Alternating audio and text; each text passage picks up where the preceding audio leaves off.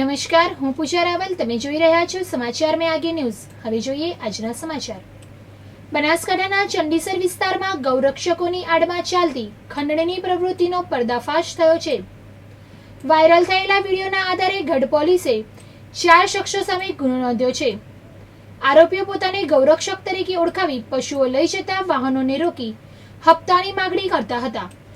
Truck ચાલક અને માલિકની પૂછપરછમાં સામે આવ્યું કે આરોપીઓ વાહનોને ચંડીસર વિસ્તારમાંથી પસાર થવા માટે પૈસાની માંગણી કરતા હતા.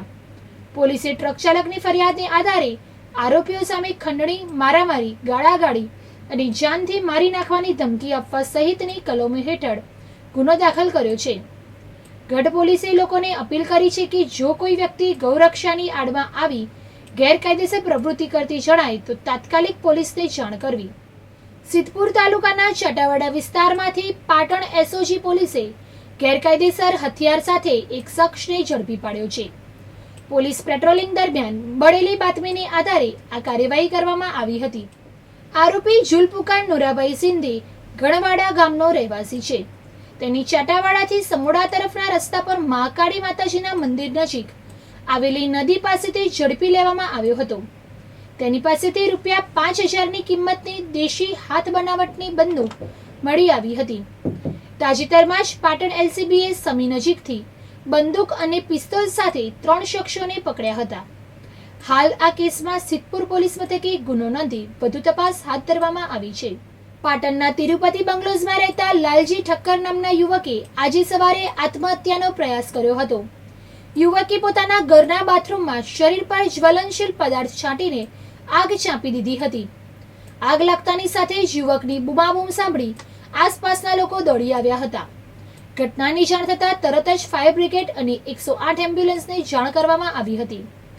ફાયર બ્રિગેડની ટીમે ઘટના સ્થળે પહોંચી પાણીનો મારો ચલાવીને આગ પર કાબુ મેળવ્યો હતો. યુવકને તાત્કાલિક 108 એમ્બ્યુલન્સ દ્વારા નજીકની હોસ્પિટલમાં સારવાર માટે ખસેડવામાં આવ્યો હતો. અમદાવાદમાં આરોગ્ય અધિક સચિવ દિનેશ પરમાર અને સરકારી ડેન્ટલ કોલેજના નિવૃત્ત ડીન ગિરીશ પરમાર લાંચ લેતા ઝડપાયા છે. ફરિયાદીની તરફેણમાં કામગીરી કરવા ફરિયાદી તથા સાથી ડોક્ટર પાસે 30 લાખની લાંચ માંગી હતી. જ્યારે લાંચની રકમના એડવાન્સ 15 લાખ સ્વીકારતા લાંચિયા અધિકારીને એસીબીએ સફળ છટકું ગોઠવીને ઝડપી પાડ્યા હતા. વિસનગરની ચીફ જ્યુડિશિયલ મેજિસ્ટ્રેટ કોર્ટે દહેજના કેસમાં મહત્વપૂર્ણ ચુકાદો આપ્યો છે. કોર્ટે 5 આરોપીઓને 3 વર્ષની કેદની સજા અને ₹55,000નો દંડ ફટકાર્યો છે. શિરડીનગર સોસાયટી વિસનગરની રહેવાસી રીનાબેન બારોટના લગ્ન 6 ફેબ્રુઆરી 2022ના રોજ સતલાસણા તાલુકાના ગોઠડા ગામના વિપુલભાઈ પટેલ સાથે થયા હતા. લગ્નના માત્ર 1 મહિના બાદ સાસરિયાઓએ તેમની શારીરિક અને માનસિક ત્રાસ આપવાનું શરૂ કર્યું હતું. પતિ વિપુલભાઈએ ₹2 લાખના દહેજની માંગણી કરી હતી. તેમણે રીનાબેન સાથે મારઝૂડ કરી ઘરમાંથી કાઢી મૂક્યા હતા. રીનાબેન પિયર આવ્યા બાદ તેમના પિતાને ફોન કરી ફરી દહેજની માંગણી કરવામાં આવી હતી.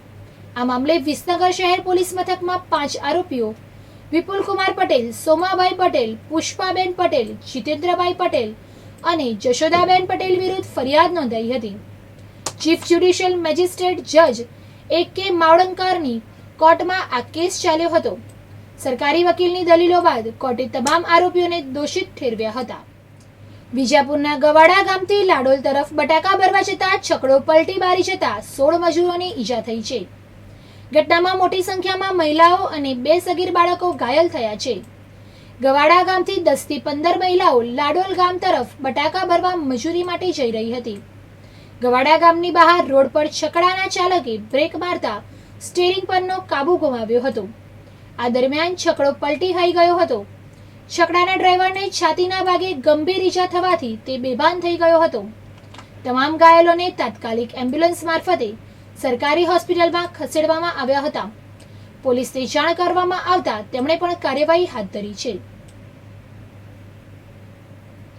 કડી પ્રાંત કચેરી ખાતે સહકાર, મીઠા ઉદ્યોગ, લઘુ સૂક્ષ્મ અને મધ્યમ ઉદ્યોગ રાજ્યમંત્રી અને જિલ્લા પ્રભારી મંત્રી શ્રી જગદીશ વિશ્વકર્માના અધ્યક્ષ સ્થાને અધિકારીઓ, પદ અધિકારીઓ સાથે બેઠક યોજાઈ હતી.